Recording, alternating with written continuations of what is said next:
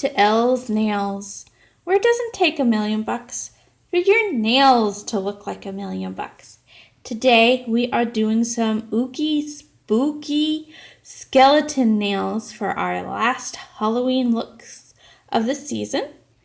And it's a stamp, and it's a pretty, actually it's a little bit of a challenging one, and I'll tell you why as I go along. But for this, I have my black Broadway polish as my base, and it should be pretty dry. And then on top for my stamp, I am using my Bundle Monster polish. So far, it is not turning the skeletons purple, but they are turning a little bit gray, so we'll see how it goes as the day progresses. And then I'm using a nicely dispersed hollow top coat from Wet n Wild. And then for the stamp template, I have a big skeleton here. And then I also have a little one. The bigger one I got from Bundle Monster a few weeks ago. And the smaller one I got last year. And so I'm going to use the smaller one on all of my 4 main nails, and then the big one on my thumb, because this big one doesn't really fit on my other nails. So also going to need my Twinkle Tea clear stamper and my favorite Mo-U scraper. And then I also have my cotton ball picker upper thingy to make sure that I don't actually have nail polish touching my nails. So the first thing I'm doing is I'm cleaning off all of my surfaces, making sure they're nice and clean. Most important is to absolutely do the stamper, or else it might mess up.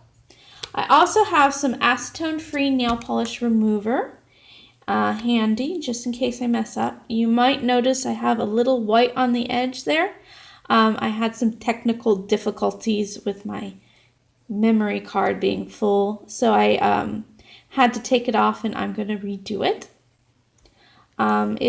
But most of it came off, as you can see, and once I put the stamp back on, you'll never know that that was a problem. So let's get started. I've noticed with stamps that have large surface areas that need covered by nail polish, it becomes harder to do, and I might have holes. You're more likely to have holes. So this one is a bit of a challenge stamping, but we will fight through it and get it right. And when do I ever have it right the first time? When I do this on camera. So I'm going to scrape down because I prefer scraping down. So I just have that line up at the top. And I'm going to be fairly ginger with this. I'm not going to be quick, or well, I'm still going to be quick, but I'm not going to be pressed down very hard because you want to make sure that you have all of the polish covering every spot. And that turned out pretty well. And then a quick up and down motion. And there, actually, I got a pretty decent skeleton there. So now I'm just going to place that on my nail where I want it.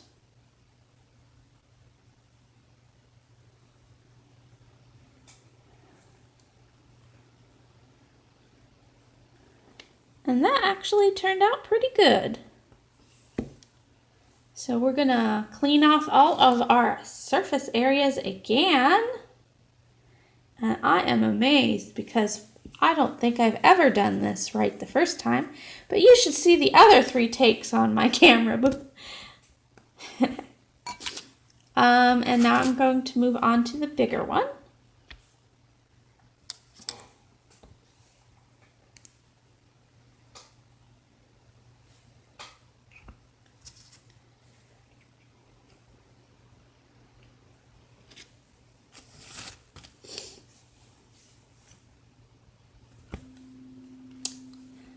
See, that one has a little bit of a line.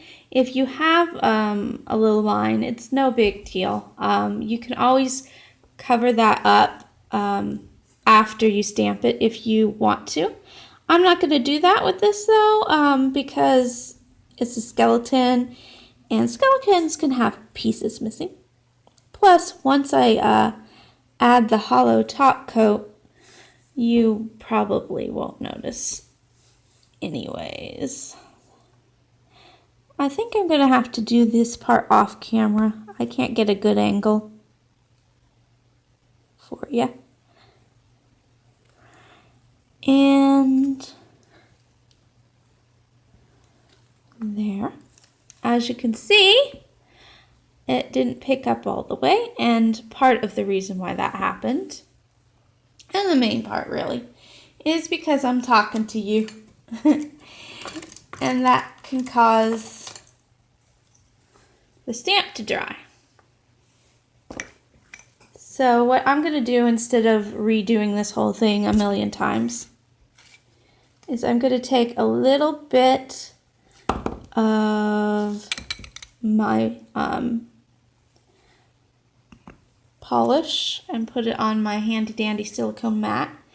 And I'm out of Q-tips because, or not Q-tips, toothpicks, because I used them on my pumpkin that I made. So I'm going to use a dotting tool instead. And I'm just going to fill that in on my own.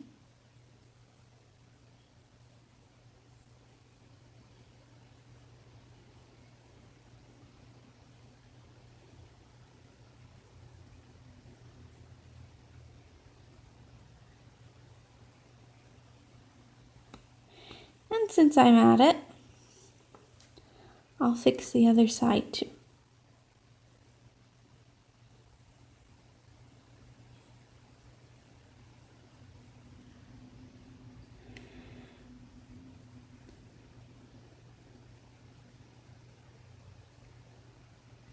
Sorry, I'm having trouble with my hand angle. It's a thumb, it's hard to film. There we go. And then I am just going to finish that off with my hollow top coat. As with every top coat, not all are created equal when it comes to stamping.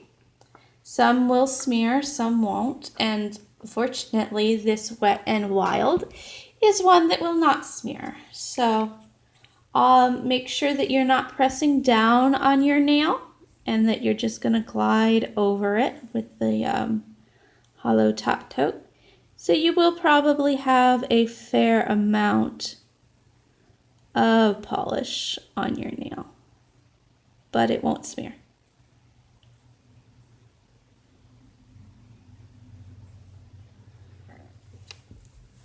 And then do that again on the thumb.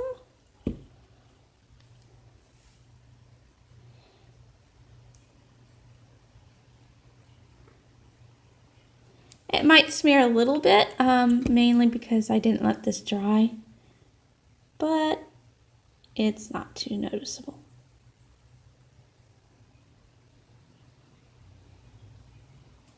There we are. There's our nice spooky wookie nails. If you need to clean up around the edges with a little acetone, now is the time. It's easier to do when your nails are still a little wet. And that's it for this time. We'll see you next time.